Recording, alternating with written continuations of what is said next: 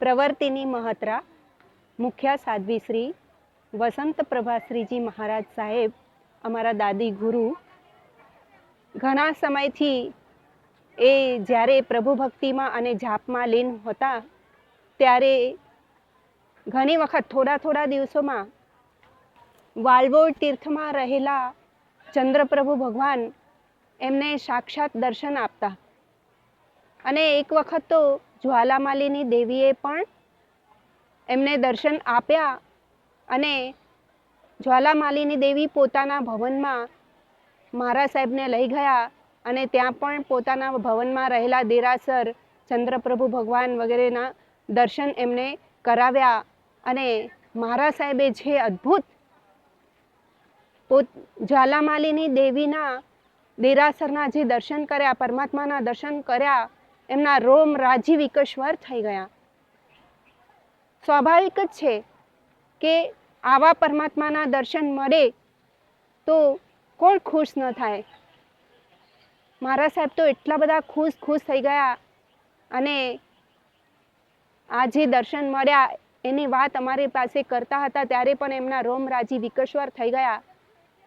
એમની આ વાત સાંભળીને અમારા પણ રોમ રાજી વિકસ્વર થઈ ગયા કે મહારાજ સાહેબ કેટલા લકી છે. સાક્ષાત દેવી પણ એમને દર્શન આપવા આવે છે, પરમાત્માના દર્શન કરાવે છે.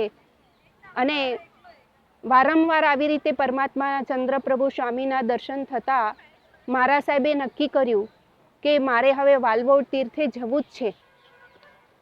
બસ, અને જીના મહારાજને કીધું કે આપણે વાલવોડ તીર્થનો એક સંઘ કઢાવવો છે.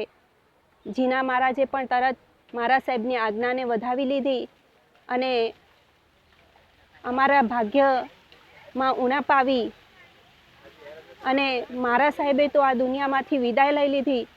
પણ જીના મહારાજે એમનું સપનું સાકાર કરવા માટે નક્કી કર્યું અને સંઘપતિઓ વગેરે બધા નક્કી કર્યા અને યોગાનુયોગ પુણ્યોદયથી બસ આ 12 જાન્યુઆરીના દિવસે એવો સરસ સમય આવી ગયો કે મણિલક્ષ્મીથી વાલવોડ તીર્થનો સંઘ પણ કઢાવવાનું નક્કી થઈ ગયું. અને બસ એ પુણ્યોદયથી બધી સફળતા મળતી ગઈ અને આજે અમે અહીંયા મણિલક્ષ્મી તીર્થની અંદર આવ્યા, પધાર્યા છે અને સંઘની શુભ શરૂઆત થઈ રહી છે. બસ સરસ રીતે અમારું આ કાર્ય પાર પડે, સંઘ સરસ રીતે નીકળે અને બધા ખૂબ ભક્તિ ભાવ આરાધના વગેરે સુંદર કરે અને ચંદ્રપ્રભુના દર્શન જલ્દી થાય, બસ એ જ અભિલાષા.